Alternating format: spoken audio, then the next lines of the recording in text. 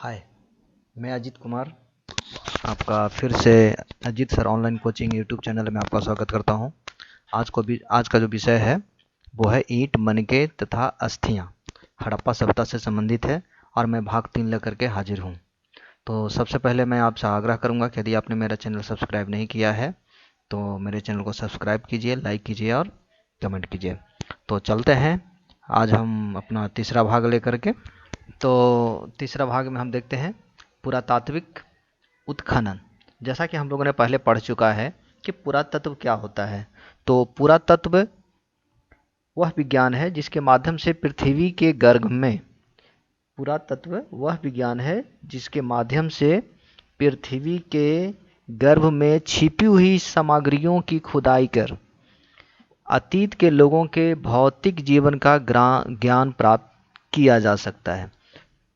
तो हम पिछले जो भी घटनाएं घटी है उन चीज़ों के बारे में हम खुदाई करके और उसके पुरावशेषों को जान करके जो हम ज्ञान प्राप्त करते हैं वो पुरातत्व कहलाता है। किसी भी जाति की सभ्यता के इतिहास का ज्ञान प्राप्त करने में पुरातत्व एक प्रमुख साधन के रूप में सामने आता है। ठीक उसी प्रकार से जिस प्रकार से जो है हमारी हड़प्पा सभ्यता जो बहुत साल पहले थी उसकी खुदाई करने के बाद पता चलता है। तो हम चलेंगे, लेकिन सबसे पहले जानते हैं कि पुरातात्विक उत्खनन की आरंभ कहाँ से हुई। भारत में पुरातात्विक खनन का आरंभ कहाँ से हुआ। तो कहता है किसी भी स्थल का पुरातत्वविद पहले लंबवत उत्खनन करते हैं, इससे विभिन्न सभ्यताओं की प्राचीनता का पता चलता है। पुरातात्विक वस्तुएं जितनी गहराई पर प्राप्त होती है वो उतनी ही प्राचीन मानी जाती है। तो ऐसा माना जाता है कि सबसे पहले उत्खनन कहाँ करेंगे ये हमें जानकारी होनी चाहिए। तो जब भी किसी भी प्रकार का हम निर्माण करते हैं संभवतः, तो अचानक कुछ न कुछ एक पुरानी चीज़ और एक नई चीज़ कौतूहल बस उसको हम देखते हैं कि क्या है। तो कभी कभी हम अपने दिमाग में इस बात को ये सोच लेते हैं कि चलो कोई चीज़ बात नहीं है, कुछ होगा, इसीलिए उसको ध्यान नहीं देते हैं। लेकिन कुछ ऐसे पुरातत्वविद या इतिहासकार हैं जो उसके बारे में थोड़ी बहुत जिज्ञासा रखते हैं, तो वो उन चीज़ों पर धीरे धीरे जो है पहुंचने की कोशिश करते हैं कि आखिर वह सामग्री क्या मिली है। तो ऐसे हम लोग क्या करते हैं कि जो पुरातत्वविद होते हैं वो लंबवत उत्खनन करते हैं, मतलब इस तरीके से खनन करते हैं। इसको स्तरीकरण भी कहा जाता है। तो स्तरीकरण में क्या होता है कि सपोज डैट ये तीन यहाँ पे फिगर मैंने आप दे रखा है। तो ये तीन पिक्चर में आप ऊपर वाले पार्ट में वर्तमान समय में आप रह रहे हैं। तो जब भी इसका निर्माण करने गए हैं तो शायद हो सकता है कि इसके नीचे जब हम खुदाई कर रहे हों तो इस प्रकार की सामग्री प्राप्त हो जाए हमारे पास। और यदि ये भी हो सकता है कि कुछ ऐसे कार्य या निर्माण कार्य हम कर रहे हैं कि इसकी भी ज़रूरत ना पड़े या इसके नीचे की खुदाई करनी पड़ जाए। तो वैसी स्थिति में शायद हो सकता है कि कुछ ऐसी सामग्रियाँ निचले स्तर पे हमको प्राप्त होती है, तो उसको हम लोग सोचते हैं कि आखिर क्या चीज़ है, क्या कोई ऐसी अवशेष मिले हैं जो हो सकता है कि पहले जो लोग रहते होंगे। तो ये इस तरह से इसको जो है स्तरीकरण बोलते हैं। तो खैर आगे चलते हैं।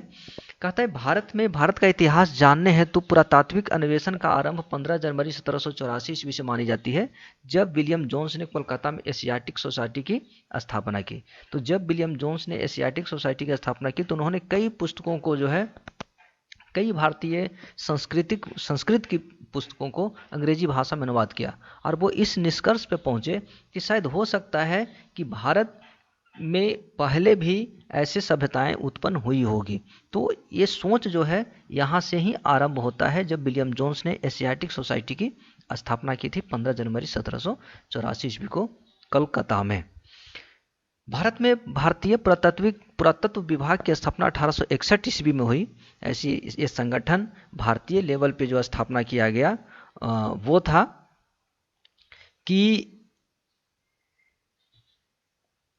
ये आप देख रहे हैं भारतीय पुरातत्व विभाग की स्थापना 1861 ईस्वी में हुई। और तो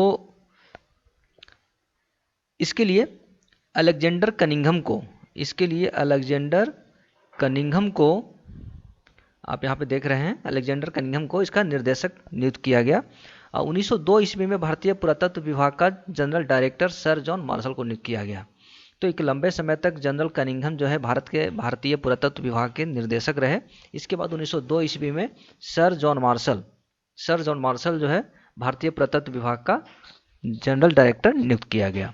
और इन्हीं के निर्देशन में, आपको बता दें, इन्हीं के निर्देशन में दयाराम साहनी ने हड़प्पा स्थल की खुदाई की थी। 1924 ईस्वी में भारतीय पुरातत्व सर्वेक्षण के director general sir John Marshall ने सिंधु नदी घाटी सभ्यता की खोज की घोषणा की। इसके पहले हड़प्पा सभ्यता की खोज हो चुकी थी 1921 ईस्वी में। 1826 ईस्वी में सर्वप्रथम हड़प्पा टीले का उल्लेख जो है चार्ल्स मैसन द्वारा किया गया था। मतलब इसकी जानकारी सबसे पहले चार्ल्स मैसन को इस प्रकार की हो गई थी कि शायद हड़प्पा में कुछ ऐसी पुरानी सभ्यताएं हैं जिसको खोजा जाना चाहिए, जिस पर जो है विचार विमर्श और उसकी खुदाई करके ज्ञात किया जा सकता है। तब तक इस प्रकार की जो है कोई भी भारतीय पुरातत्व विभाग की स्थापना नहीं हुई थी। ये सिर्फ और सिर्फ इनके सोच और इनके किताबों में प्राप्त होती है। अगला पॉइंट हम लोग चलते हैं, वो है कि 1856 ईस्वी में कराची से लाहौर, आखिर यहाँ पे सवाल जो उठ रहा है कि आखिर कुछ ऐसी घटनाएं हुई होगी ना, ऐसे कौन जानता है कि उसके जमीन के नीचे दबी हुई क्या चीज़ें हैं। तो सबसे पहले क्या हुआ, 1856 ईस्वी में जब कराची से लाहौर तक रेल लाइन बिछाने का कार्य आरंभ हुआ, तो उस दौरान खुदाई में जॉन ब्रेटन एवं विलियम ब्रेटन नामक अंग्रेज को कुछ पुरातात्विक अवशेष मिले। तो जब रेलवे लाइन बन रही थी तो कुछ खुदाई का कार्य जो है आरंभ हुआ, तो उस खुदाई के कार्य में जो है कुछ ऐसे अवशेष मिले जिनको लगा कि कुछ नया चीज़ है, क्या हो सकता है। तो 1900 फिर वहाँ पे ये जब खुदाई हुई तो वहाँ पे उस काम को रोक दिया गया और सोचा गया कि शायद कुछ हो सकता है, कुछ इस पर अध्ययन किया जाएगा, तब तक जो है इस पर खुदाई नहीं किया जाएगा और बगल से रेल लाइन बिछाने का कार्य आरंभ किया जाए। 1921 ईस्वी में दयाराम साहनी ने पाकिस्तान के पंजाब प्रांत में रावी नदी के तट पर हड़प्पा नामक स्थल की खोज की। तो हड़प्पा स्थल की खोज कहाँ हुई, तो वो थी रावी नदी के तट पर। तो अब आप यहाँ पे देख सकते हैं, ये हड़प्पा यहाँ पे है, आप यहाँ पे ये मार्क को देख रहे होंगे, ये रावी नदी है, इसी के किनारे जो है हड़प्पा सभ्यता की खोज हुई। 1922 ईस्वी में राखालदास बनर्जी ने मोहनजोदड़ो स्थल की खोज की। ठीक इसी के एक साल बाद जो है राखालदास बनर्जी ने मोहनजोदड़ो की खोज की, और ये मोहनजोदड़ो आप यहाँ पे देख रहे हैं। तो एक भाग यहाँ हड़प्पा है और ये मोहनजोदड़ो, ये दोनों जो है पाकिस्तान में, आज के डेट में ये पाकिस्तान में पड़ता है, लेकिन उस समय चूंकि भारत के साथ था इसीलिए। हड़प्पा सभ्यता का विस्तार पूर्व से पश्चिम 1600 किलोमीटर, पूर्व से पश्चिम, इधर से इधर, पूर्व से पश्चिम,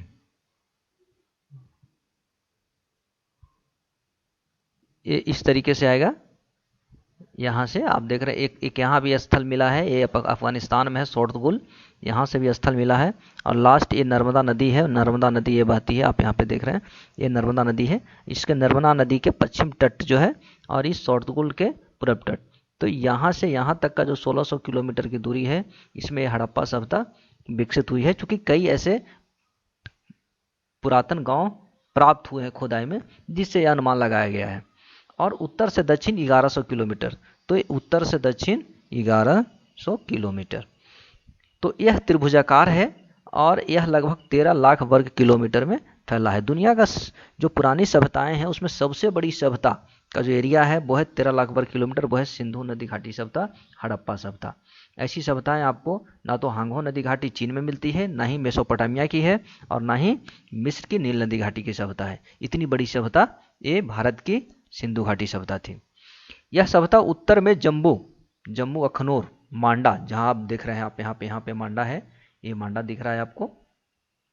दक्षिण में नर्मदा नदी तट, आप दक्षिण में देख रहे हैं, बिल्कुल यहाँ नर्मदा नदी तट, यहाँ इसके आगे में लोथल आप देख रहे हैं, सोमनाथ देख रहे हैं, कुर्सी देख रहे हैं, सुरकोटदा लिख रहे हैं, धौलवीरा देख रहे हैं, तो ये दक्षिण भाग है। पूर्व में मेरठ, आप यहाँ पे आ जाइए, है ना, ये जमुना नदी के किनारे जो है, ठीक है, यहाँ पे ये मेरठ का इलाका है। तो पश्चिम में बलूचिस्तान मकरान तक फैला हुआ ये इलाका जो है, ये बलूचिस्तान मकरान तक है। हालांकि अब इसको भी जोड़ दिया गया है क्योंकि यहाँ भी हड़प्पा सभ्यता के ही स्थल प्राप्त हुए हैं। तो इतने बड़े एरिया में जो है ये हड़प्पा स्थल विकसित था। अब सवाल उठता है कि ये सभ्यताएं नदी घाटी में ही क्यों विकसित हुई। तो देखिए इसके 3-4 पॉइंट हैं जिसको हम लोग समझ सकते हैं कि नदी घाटियों में आसानी से वहाँ का जो जलवायु होता है वो समशीतोष्ण होती है, तो वहाँ पे लोग ज़्यादा अच्छे तरीके से रह सकते हैं। इसके अलावा पानी की उपलब्धता होती है, पानी आसानी से उपलब्ध हो जाते हैं।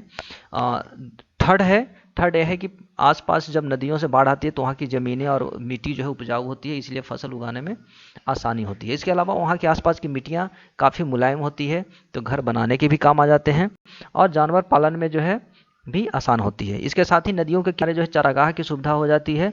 तो ये सभी 4-5 कारण ऐसे हैं जहाँ सबसे पहले नदी के किनारे ही जो है सभ्यताओं का जन्म हुआ है। चाहे पुरानी सभ्यताएं आप जहाँ भी देखेंगे सभी नदी घाटियों में ही हुई है। तो सकते हैं अब आप देखते हैं कि हड़प्पा सभ्यता का काल का निर्धारण, हड़प्पा सभ्यता के काल का निर्धारण देखते हैं। तो सबसे पहले सर जॉन मार्शल ने कहा कि यह हड़प्पा सभ्यता जो है वो 3250 से 2750 ईसा पूर्व की है। अर्नेस्ट मैके ने 2800 से 2500 ईस्वी पूर्व की बात कही है, जबकि माधव स्वरूप वत्स ने 2700 से 2500 ईस्वी पूर्व का बताया है। राधा कुमुद मुखर्जी ने 3200 से 2750 ईस्वी पूर्व बताया है, और व्हीलर ने 2500 से 1750 ईस्वी पूर्व हड़प्पा सभ्यता को बताया है। सबसे सटीक इन्होंने यही बताया है। जबकि B.A. स्मिथ ने 2500 से 1500 ईस्वी पूर्व की सभ्यता बताई है। जबकि रेडियो कार्बन विधि से यह ज्ञात होता है कि हड़प्पा सभ्यता 2500 ईसा पूर्व से 1750 ईसा पूर्व के बीच यह सभ्यता थी। इसलिए कार्बन विधि द्वारा और व्हीलर का जो मत विद्वान द्वारा दी गई है ये मान की गई है। अगला है विभिन्न इतिहासकारों के अनुसार हड़प्पा सभ्यता के निर्माता कौन है, मतलब ये हड़प्पा सभ्यता कहाँ से आए थे, कैसे इनका जो है आरंभ हुआ। तो आप यहाँ पे देख रहे हैं कि सबसे पहले डॉक्टर गुहा जो इतिहासकार हैं उन्होंने बताया कि भाई हड़प्पा सभ्यता के लोग जो है मंगोल से आए थे, अग्ने या अल्पाइन मिस्री जाति के लोग थे सभी जो है। लेकिन जबकि रंगनाथ राव भी अपनी बात रखते हैं और बोलते हैं बहुजातीय थे जिसमें एक आर्य भी थे, मतलब हड़प्पा सभ्यता में आर्य को भी उन्होंने शामिल कर लिया, लेकिन बाकी लोग को नकार देते हैं। जी गार्डन ने कहा कि नहीं ये जो है सुमेरियन थे, मतलब मेसोपोटामिया से आए हुए थे, इसीलिए हड़प्पा सभ्यता को सुमेरियन माना जाना चाहिए। जबकि डॉक्टर व्हीलर का कहना था कि नहीं ये द्रविड़ लोग हैं, यही द्रविड़ लोग जो है बाद में जब आर्य आए तो ये हड़प्पा वासियों को वहाँ से मार के भगा दिया, खदेड़ दिया और बाद में जाके दक्षिण भारत की ओर चले गए, तो ये द्रविड़ कहलाते हैं। राम प्रसाद चंद्र ने कहा कि नहीं ये सब व्यापारी थे, क्योंकि वहाँ पे ग्रामीण सभ्यता थी नहीं, वो तो शहरी सभ्यता थी, और जहाँ तक व्यापारी वर्ग वहाँ पे ज़्यादा था, इसलिए अपनी अपनी बात रखी है। लेकिन व्हीलर की जो बात है वो द्रविड़ थे, इसीलिए हड़प्पा सभ्यता को स्थल मिले हैं, नगर मिले हैं, और कैसे किस वर्ष खुदाई हुई है।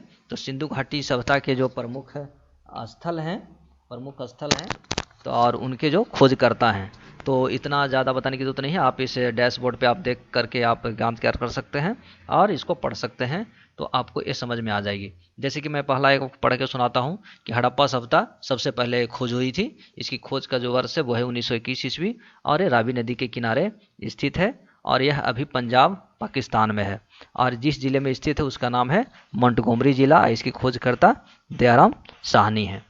इसके अलावा एक प्रमुख और है मोहनजोदड़ो, जिसको मृतकों का टीला भी कहा जाता है। मोहनजोदड़ो का अर्थ होता है मृतकों का टीला।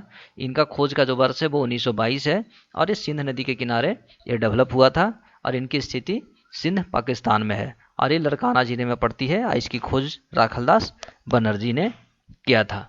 उसी तरीके से एक चनहुद्रो भी बहुत ही महत्वपूर्ण है।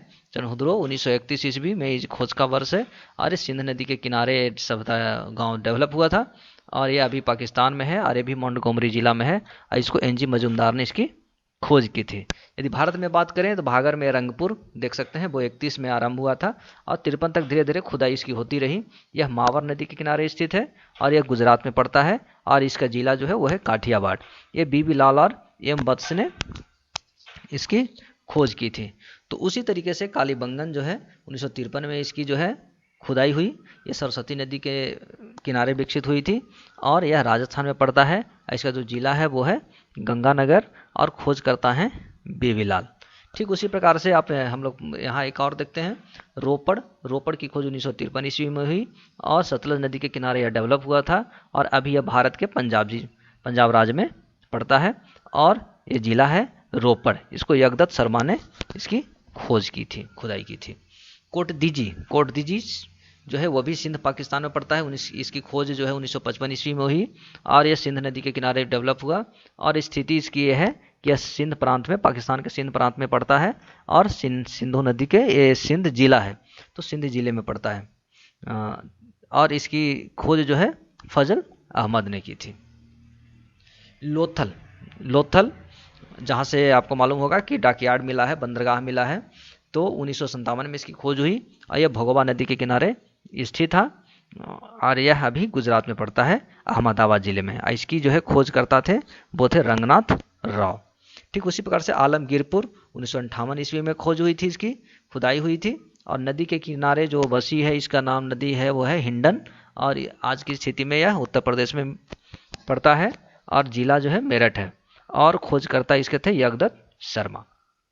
बनवाले भी बहुत ही प्रसिद्ध है, पूरा अवशेष है हड़प्पा सभ्यता की, जो 1973 में इसकी खोज की गई। यह भी सरस्वती नदी के किनारे स्थित है और हरियाणा प्रांत में पड़ता है और जिला हिसार है। इसको RS विष्ट, रविंदर सिंह विष्ट बोलते हैं इनको, पूरा नाम है RS विष्ट ने इसकी खुदाई की थी।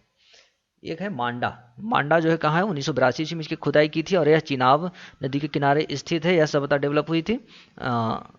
ये जम्मू कश्मीर में पड़ता है और इसका जिला है जम्मू। इसको जगपति जोशी ने इसकी खुदाई की थी।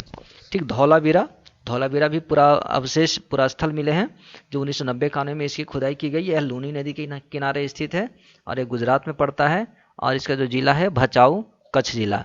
ये RS विष्ट ने इसकी खुदाई की थी। उसी तरीके से राखी गढ़ी, इसकी स्थापना खोज कब हुई है जानकारी प्राप्त अभी तक न हो पाई है। ये घग्गर नदी के किनारे स्थित है, हरियाणा राज्य में है और जिंद जिले में है। इसकी खोज सूरज भान ने की थी। उसी तरीके से देसलपुर 1964 ईस्वी में इसकी खुदाई की गई। यह सरस्वती नदी के किनारे विकसित हुआ था। यह गुजरात में पड़ता है, कच्छ जिले में पड़ता है। इसकी खोज करता थे KVS राजन। ठीक उसी प्रकार से भगवानपुरा भी एक पूरा स्थल है जो सरस्वती नदी के किनारे विकसित हुई। यह हरियाणा प्रांत में है और इसका जिला कुरुक्षेत्र है। इसकी खोज जगपति जोशी ने की थी। उसी तरह से सुरकोटदा 1972 में इसकी खोज की गई और यह गुजरात प्रांत में पड़ता है। इसका जिला कच्छ है और इसकी भी खोज जो है जगपति जोशी ने किया। तो इस प्रकार से एक साधारण और इम्पोर्टेंट स्थल, पुरास्थल है जिसके बारे में जानकारी दी गई। ऐसे और भी बहुत सारे स्थल खोजे गए हैं जो हड़प्पा सभ्यता से जुड़ी हुई है।